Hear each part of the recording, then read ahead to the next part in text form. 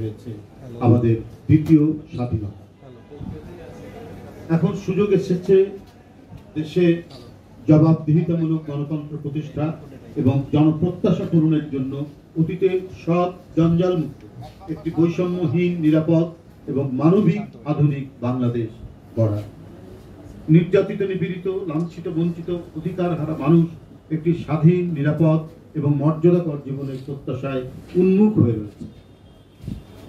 ফ্যাসিবাদী হাসিনার ভয়ঙ্কর দুঃশাসনের জবনিকা ঘটিয়ে দেশে গণতন্ত্র, মানবাধিকার, ভোটের অধিকার প্রতিষ্ঠার জন্য গত 16 বছর ধরে বিএনপি সহ গণতন্ত্রকামী মানুষ নিরন্তর আন্দোলন সংগ্রাম চালিয়েছে। এই আন্দোলন করতে গিয়ে অসংখ্য মানুষ গুম, খুন, জেল জুলুম, মামলা, হামলা, উৎপীড়ন, অমানবিক অত্যাচার, বর্বরতার নির্মম শিকার হয়েছে, অপহৃত হয়েছে, অনেকে চিরতরে পঙ্গু ও অন্ধ হয়ে গেছে। আন্দোলন সংগ্রামের ধারাবাহিকতা শেষ পর্যন্ত ছাত্র জনতার ঐতিহাসিক গণ অভ্যুত্থানে গণহত্যাকারী ফ্যাসিস্ট হাসিনা তার ক্ষমতায় থাকার গ্যারান্টি দেশ ভারতে পালিয়েছে। পলাতক হাসিনা ও তার অবিরাম ননসেন্স কথা বলার অপরাজেয় পুত্র সজীব ওয়াজেদ জয় বিদেশে থেকেই এখনো দেশে ষড়যন্ত্র ও বিশৃঙ্খলার উস্কানি দিচ্ছে। এদেশের আইন আদালত, পুলিশ, সিভিল প্রশাসন সহ প্রতিটি সেক্টরে স্তরে স্তরে সাজিয়ে রাখা হয়েছিল ছাত্রলীগ, যুবলীগ, আওয়ামী লীগের ক্যাডারদের। এরা আওয়ামী জাদুর চশমা পরে গোটা দেশকে বাদশাহী কর্তৃত্ববাদের কারাগার হিসাবে দেখত এবং জনগণকে বন্দী হিসাবে মনে করে তাদের উপর চালাতো পৈশাচিক বর্বরতা। এই হাসিনা লীগের ফ্যাসিবাদের প্রেতাত্মারা এখনো বহাল আছে এবং বড় ধরনের নাশকতার চক্রান্ত কেটে যাচ্ছে। তাদের বিভিন্ন ফেসবুক ভাইরাল যেগুলো হয় এবং নানা অনলাইনের মধ্যে দিয়ে যে কথাবার্তাগুলো আসছে এবং অজ্ঞাত স্থান থেকে যে ধরনের হুমকি দিচ্ছেন, সেটা নাকি এখনো প্রধানমন্ত্রী, আওয়ামী লীগ সরকার, বৈধ সরকার, যারা 2009-এর পর থেকে বৈধতার কোনো লেশ রাখেনি, কোনো চিহ্ন রাখেনি, সেই সমস্ত অবৈধ আওয়ামী সরকার, ভোটারবিহীন আওয়ামী সরকারের কীট পতঙ্গরা শেখ হাসিনাকে এবং আওয়ামী সরকারকে বৈধতা দানের কথা বলে বেড়াচ্ছে, তাও আধার থেকে, কোনো গুহা। এরা কিছুদিন আগে ত্রিভুবন দাপিয়ে বেড়াত। রাষ্ট্রের বিভিন্ন প্রতিষ্ঠানের মধ্যে দৃঢ় নিবিড় যোগসূত্র এখনো বিদ্যমান। তারা নানা ইস্যু ও কথিত দাবি তুলে আওয়ামী এজেন্ডা বাস্তবায়ন করতে মাঠে নেমেছে। ছদ্মবেশ ধারণ করে বিভিন্ন স্থানে দখল, লুটতরাজ, চাঁদাবাজি করছে। এরাই করছে মানুষের মনে বিভ্রান্ত তৈরি করার জন্য। তারা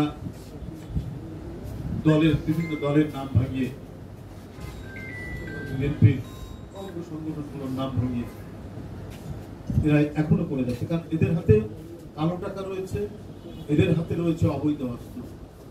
আমরা শুনেছি যে অস্ত্রের লাইসেন্স বাতিল করা হয়েছে, কিন্তু মানে এই সমস্ত ভয়ঙ্কর অস্ত্রবাজদেরকে, এই ক্যাডারদেরকে কিন্তু আমরা এখনো পর্যন্ত গণমাধ্যমে দেখিনি তাদেরকে গ্রেফতার করা। অথচ সমাজের পরতে পরতে, গ্রামে গঞ্জে, তৃণমূলে আওয়ামী ক্যাডারদেরকে অস্ত্র দেওয়া হচ্ছে, কিন্তু এখন পর্যন্ত কোনো মানে এটা আমরা কোনো ধরনের অস্ত্র উদ্ধারের ড্রাইভ দেখি। বৈধ অস্ত্র সরকার দেওয়ার পরেও অবৈধ অস্ত্রের ছড়াছড়ি ছিল এই বাংলাদেশ এবং সবগুলোই ছিল তাদের নিয়ম। আমরা দেখতে চাই, জনগণ দেখতে চায় এই সমস্ত ভয়ঙ্কর দানব অস্ত্রধারীরা তাদেরকে গ্রেপ্তার করা, অস্ত্র উদ্ধার।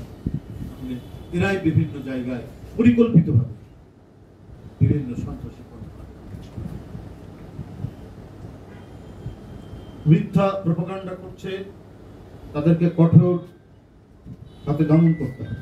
পাশাপাশি প্রশাসন সহ রাষ্ট্রের প্রতিটি সেক্টরকে স্বৈরাচারের দোষর মুক্ত করতে হবে। দুর্নীতিবাজদের আইনের আওতায় আনতে হবে, অবিলম্বে স্বৈরাচারী শেখ হাসিনাকে দেশে এনে বিচারের মুখোমুখি করতে হবে। এখন সময় এসেছে গত 16 বছর যারা নির্যাতন চালিয়েছেন তাদের প্রকৃত তালিকা করে বিচার করা। ছাত্র জনতার রক্তের বিনিময়ে অর্জিত স্বাধীনতা যেন কেউ ধ্বংস করতে না পারে। গণ অভ্যুত্থানের চেতনা ও লক্ষ্য সুসংহত করতে হলে পতিত গণবিরোধী শক্তিকে আইনের মুখোমুখি করার পাশাপাশি জনগণের ক্ষমতাকে চিরস্থায়ী করার জন্য গণতান্ত্রিক প্রক্রিয়াকে মজবুত ও শক্তিশালী করার সর্বজনীন প্রচেষ্টা চালিয়ে সমাজে গণতান্ত্রিক মূল্যবোধ অত্যন্ত গভীরে প্রতিষ্ঠিত করা সহ রাষ্ট্রের গণতান্ত্রিক বিকাশ সাধন করতে হবে। বিকৃতির মাধ্যমে ভাষা, সংস্কৃতি ও ইতিহাসকে যেভাবে বিপন্ন করা হয়েছে সেটিকে সংস্কার করে প্রকৃত বিষয় পুনরুদ্ধার করতে হবে। বাকশালের পুরো মুদ্রণ যাতে আর কখনোই না হয় সেটির চিরস্থায়ী ব্যবস্থা করতে হবে। সচেতন বন্ধুরা, অন্তর্বর্তী সরকার রাষ্ট্র সংস্কারের যে পরিকল্পনা গ্রহণ করেছে সেই পরিকল্পনা বাস্তবায়ন করতে গেলে গণতান্ত্রিক রাজনৈতিক শক্তিকে কাজে লাগাতে হবে। রাষ্ট্রের বিবর্তনে আধুনিক গণতান্ত্রিক রাষ্ট্র রাজনৈতিক সংগ্রাম বা বিপ্লবেরই ফলশ্রুতি। পৃথিবীতে আজকের যে আধুনিক গণতান্ত্রিক রাষ্ট্র ব্যবস্থা, এই গণতান্ত্রিক রাষ্ট্র ব্যবস্থা এটা রাজনৈতিক চিন্তা দর্শনের উপর বিভিন্ন দেশে সেখানে বৈপ্লবিক আন্দোলন বা বিপ্লবের ফলে নতুন নতুন আমরা যে আজকের আধুনিক রাষ্ট্র ব্যবস্থা আছে সেটা তো হচ্ছে এই রাজনৈতিক চেতনারই একটি বড় ধরনের বহিঃপ্রকাশ। বন্ধুরা, কোনোভাবেই বি রাজনীতিকরণ বা ডি পলিটিসাইজেশন যেটা বলা হয়, এই বি রাজনীতিকরণের আভাস যেন ফুটে না। আমরা এখানে গভীর উদ্বেগের সাথে অবলোকন করছি যে দুর্নীতি দমন কমিশন দুদক ফ্যাসিবাদের আমলেরই সাজানো দুদকেরই কার্যক্রম। আর অত্যন্ত নিষ্ঠুরভাবে আওয়ামী লীগের ভয়ঙ্কর ভয়ঙ্কর দুর্নীতিবাজ, টাকা পাচারকারী, লুটেরা, পরিলুটকারী, মানব পাচারকারী, তাদের প্রতি এরা ছিল নিষ্ঠুর। আর যারা গণতন্ত্রের কথা বলেছে, যারা গণতন্ত্রের সংগ্রামকে এবং এই সংগ্রাম করতে গিয়ে যারা নিপীড়ন সহ্য করেছে তাদের বিরুদ্ধে লেলিয়ে দেওয়া হয়েছে এই শেখ হাসিনার একটি ভয়ঙ্কর মারণাস্ত্র তৈরি করেছিল এই দুদক। দুর্নীতি দমন কমিশন দুদক ফ্যাসিবাদের আমলেরই সাজানো দুদকেরই কার্যক্রম চলছে। নির্বাচন কমিশন সেই লীগ কমিশন যারা শেখ হাসিনার অবৈধ ভোটকে ন্যায্যতা দান করেছে, ভোটারবিহীন ভোটকে অংশগ্রহণমূলক করেছে, হাসিনার পেতাত্তারায় বহাল তবিয়তে চেয়ারে বসে আছে। এই সমস্ত প্রতিষ্ঠান স্বাধীন সাংবিধানিক প্রতিষ্ঠান হলেও শেখ হাসিনা এগুলোকে কবজায় নিয়ে গণতান্ত্রিক শক্তির বিরুদ্ধে ব্যবহার করেছে।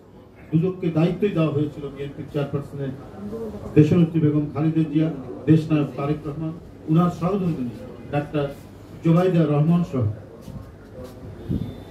জিয়া পরিবার বিএনপির নেতৃবৃন্দের বিরুদ্ধে খড়গ চালিয়ে যাওয়া।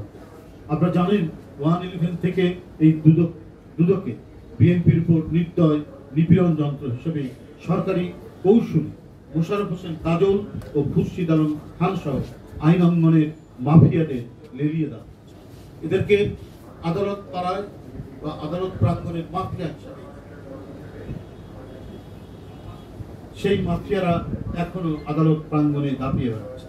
স্বাধীনতা, সার্বভৌমত্ব, বহুদলীয় গণতন্ত্র, উন্নয়ন সমৃদ্ধির ধারক ও বাহক জিয়া পরিবারকে কারারুদ্ধ করা, হেয় প্রতিপন্ন বিতর্কিত করার অপচেষ্টায় বেগম খালেদা জিয়া, তারেক রহমান, ডাক্তার জোবাইদা রহমানের বিরুদ্ধে ষড়যন্ত্রমূলক মিথ্যা মামলায় প্রতিহিংসামূলক ফরমাইশি সাজার কারিগর দুদকের এই কাজল, খুরশিদ, গম।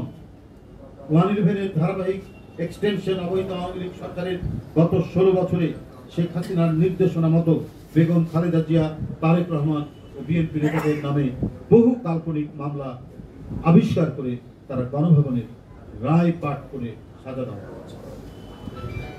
কাজল এবং খুরশিদরা দেশনেত্রী বেগম খালেদা জিয়াকে ক্যাঙ্গারু আদালতে প্রকাশ্য অপমানজনকভাবে তারা কথা বলত এবং সাজা দেওয়ার জন্য তারা সেখানে জোর করে হুমকি দিত। দেশটা তারেক রহমান সম্পর্কে কটূক্তি করত। দেশনেত্রী বেগম খালেদা জিয়ার আজকের গুরুতর অসুস্থ অবস্থার জন্য দায়ী পিপি মোশাররফ হোসেন কাজল ও দুদকের আওয়ামী লীগের দালাল প্রধান আইনজীবী খুরশিদ আলম খান। এই সাবেক ছাত্রলীগের ক্যাডার ফ্যাসিস্ট হাসিনার নির্দেশে সম্পূর্ণ মিথ্যা মামলায় দোষী সাব্যস্ত করে দেশনেত্রীকে বছরের পর বছর কারাগারে সাথে সাথে অন্ধকার প্রকোষ্ঠে বিনা চিকিৎসায় আবদ্ধ রেখেছে। কাজল খুরশিদ দুর্বৃত্ত চক্র দেশনায়ক তারেক রহমানকে মিথ্যা মামলায় মিথ্যা তথ্য দিয়ে ফরমাইশি সাজা করেছে। এই দুর্বৃত্ত চক্র বিএনপি সহ বিরোধী দল মতের বহু মানুষের জীবন তছনছ করে দিয়েছে। দুদকের মতো একটি রাষ্ট্রীয় প্রতিষ্ঠানে হাসিনা, কাজল, খুরশিদ, গমের মতো ছাত্রলীগের ক্যাডার দিয়ে সম্পূর্ণভাবে লীগের প্রতিষ্ঠানে পরিণত করেছে। মোশাররফ হোসেন কাজল ছিলেন 1975 সাল থেকে 1981 সাল পর্যন্ত মিরপুর থানা ছাত্রলীগের সাধারণ সম্পাদক। অবিলম্বে আমরা কাজল, খুরশিদ দুর্বৃত্ত চক্র আইন অঙ্গনের এই মাফিয়াদের দৃষ্টান্তমূলক শাস্তি দাবি